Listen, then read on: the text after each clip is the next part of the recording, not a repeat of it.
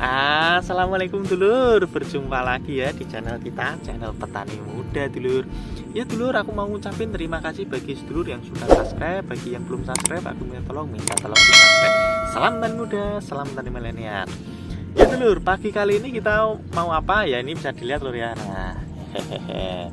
Kita ini sekarang berada di lahan lur. Terus ini nanti kita mau membahas tentang apa? Ya, pembahasan kali ini adalah nutrisi spray yang paling baik dan terbagus di 2025. Ini tentunya ya salah satunya lur ya.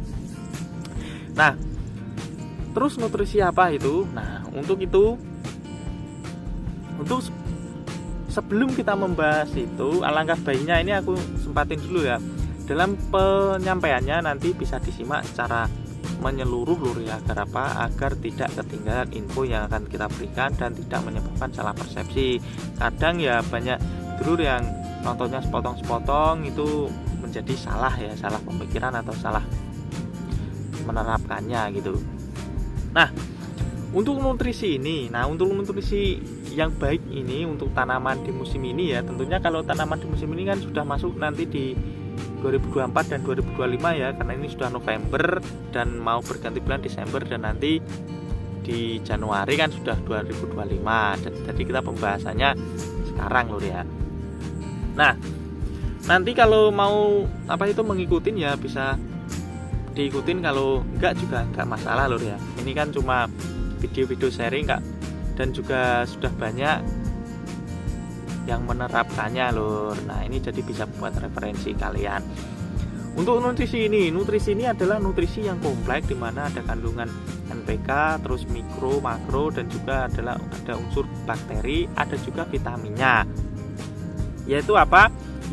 Yaitu adalah unsur asam amino lur ya. Asam amino ini sebenarnya sudah dipopulerkan atau sudah terkenal sejak lama lur ya. Tapi itu biasanya di kalangan yang penggunaan di hortikultura ya, dalam penggunaan tanaman pangan seperti padi kayak gini itu sebenarnya masih jarang. Nah, ini yang aku gembar-gemborkan dari tahun kemarin ya, ini lur ya. Asam amino ini. Dan untuk asam amino di sini itu sebenarnya untuk mendapatkannya itu amat sangat mudah lur ya. Di online shop itu juga sudah banyak. Tapi di sini aku terangin ya, jangan sampai salah pilih, karena namanya produk bagus biasanya ada barang palsunya atau duplikat ya. Nah, terus manfaat apa yang kita dapat dalam penggunaan asam amino ini dan kenapa bisa dibilang bagus di 2025 lho ya? Ini salah satu contoh nutrisi terbaik ini, aku katakan seperti itu. Karena apa? Yang pertama, dari 2000 awalan ya, 2001 sampai 2000 ini itu kan perubahan cuaca di sini atau di daerah kita itu sudah amat sangat ekstrim lur ya. Di Indonesia tentunya dan di luar negeri mungkin juga sama. Yaitu karena apa? Karena perubahan lingkungan atau perubahan global gitu ya. Penebangan yang sudah banyak, terus penggunaan energi fosil juga yang amat sangat tinggi, yang berkelanjutan kan ya, ini menyebabkan perubahan cuaca atau suhu di lingkungan itu amat sangat berubah-ubah, tidak bisa menentu seperti tahun-tahun sebelum 2000. Nah, untuk itu kita tentunya tanaman kita langkah baiknya itu bisa beradaptasi dengan lingkungannya, itu ya amat sangat baik, tentunya dengan pemberian nutrisi ataupun vitamin lur ya. Nah, di sini dimanfaat asam amino yang pertama adalah bisa meminimalkan stres di lingkungan yang diakibatkan pindah tanam ataupun cuaca yang tidak menentu atau cuaca yang ekstrim. Jadi dulur ya, kalau dalam penggunaan ini asam amino itu dia bisa mempercepat proses beradaptasi di lingkungan. Contohnya kalau kita sistem semen baru cabut terus pindah lahan, kalau tidak menggunakan ini asam amino biasanya ya 7 sampai 10 hari baru mulai hijau kembali ya. Nah, karena dia kan juga harus menyesuaikan ataupun harus berakar dulu di tempat barunya itu ya. Tapi kalau kita dalam penggunaan asam amino, biasanya kalau kita lur ya di petani muda itu 2 hari setelah tanam itu kita langsung aplikasikan asam amino agar apa? Agar dia itu bisa mempercepat proses adaptasi lingkungan. Jadi nanti 3-4 harinya itu sudah kelihatan hijau, nggak harus nunggu 1 minggunya itu. Kalau proses adaptasinya itu bisa dipercepat, nanti kedepannya pun itu juga akan enak dalam perawatan tanamannya. Terus yang kedua yaitu adalah apa lur? Yaitu adalah memperbanyak klorofil. Klorofil itu sendiri pasti sudah tahu lur ya, dan di sekolah-sekolah pun juga sudah diajarkan, yaitu adalah jati hijau daun. Dimana jati hijau daun ini ya tentunya ya untuk menghijaukan daunnya itu dari tanaman yang kita tanam lur ya, karena ini kita tanamnya di padi ya, untuk menghijaukan dari tanaman padi itu sendiri. Dan juga ini nanti itu akan memperkeras dari dinding sel bagian luar ini daun dari padi itu sendiri. Tapi ini walaupun keras itu tidak getas atau tidak mudah patah lur ya, dia itu masih lentur, dan ini juga bisa mencegah dari serangan jamur ataupun bakteri. Terus yang ketiga di sini adalah memperbanyak stomata atau memperbanyak tungku-tungku masak ya. Namanya stomata itu adalah proses di mana terjadinya fotosintesis lur ya. Nah, kalau prosesnya ini atau tungku-tungkunya banyak, otomatis hasil yang dihasilkan pun juga akan banyak atau hasil makannya ya. Nah, karena pemberian nutrisi melalui spray itu bisa diserap secara instan, jadi nanti proses masaknya pun itu bisa langsung lur.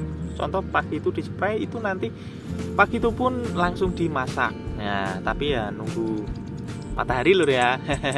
Walaupun mendung sebenarnya juga akan terbuka, tapi paling bagusnya itu kalau ada cuaca terik lur ya, atau mataharinya itu kelihatan sempurna gitu. Nah, yang keempat ini adalah yang paling ditunggu bagi para petani ya, yaitu apa? Memperbanyakkan anakan. Nah, itu loh pembahasan paling banyak ditonton itu pasti itu cara memperbanyak anakan padi itu pasti itu ya. Nah, dalam penggunaan produk asam amino ini itu juga bisa memperbanyak anakan padi. Ya itu tadi di yang ketiga lur ya. Tadi kan proses masaknya itu banyak, dan hasil yang didapat dari proses masaknya pun itu nutrisinya juga akan banyak loh yang diserap pada tanaman. Otomatis nanti tanaman juga akan mempermudah atau pembelian selnya lur ya. Nah, karena ya namanya proses pembelian sel itu juga membutuhkan tenaga lur ya. Untuk tanaman padi kan dia kan memperbanyakkannya kan membelah lur ya, atau dari ketiak-tiak daunnya itu nanti pecah, terus nanti akan muncul tunas baru. Nah, terus yang kelima di sini adalah GPT. Nah, untuk GPT ini adalah tambahan loh ya sebenarnya. Tidak semua produk asam amino itu ada GPT-nya, tapi yang aku pakai ini itu ada GPT-nya plus GPT-nya juga. Untuk GPT namanya juga sudah disebutkan zat pengatur tumbuh. Namanya zat pengatur tumbuh tentunya ya mengatur dari pertumbuhan tanaman. Agar apa? Agar tanamannya itu bisa serentak atau sampak ataupun datar gitu lur ya, nggak ada dolil atau menggunung itu kan kalau dilihat kan ya kurang bagus lur. Nah, ini tadi lur ya, kenapa aku bisa sebutkan asam amino ini adalah produk yang bagus untuk nanti di tahun 2025. Kalau ada yang mau ngikutin atau mau mencontoh ya silakan lur ya. Ini kan cuma sharing-sharing, dipakai monggo dan tidak dipakai juga nggak masalah. Nah, untuk produknya, untuk produk asam amino itu untuk harga lur ya, emang harganya itu yang bagus itu ya mahal lur, kisaran ya 150-an ke atas itu per liternya ya. Tapi kalau untuk produk yang abal-abal itu juga banyak, harganya itu di kisaran 50.000 atau di bawah 100.000 itu juga banyak. Tapi kalau soal kualitas tentunya ya ada harga juga ada rupanya lur ya, atau ada harga ada barang gitu ya. Dan itu tadi juga aku sebutkan di awal, jangan sampai dapat produk palsu lur ya. Pengennya itu harga murah tapi barangnya itu kok malah nggak sesuai yang diharapkan. Nah, dulur aku cukupkan sampai di sini. Bagi yang masih kurang jelas atau pengen bertanya-tanya bisa ditanyakan di kolom komentar. Salam tani muda, salam tani milenial. Assalamualaikum.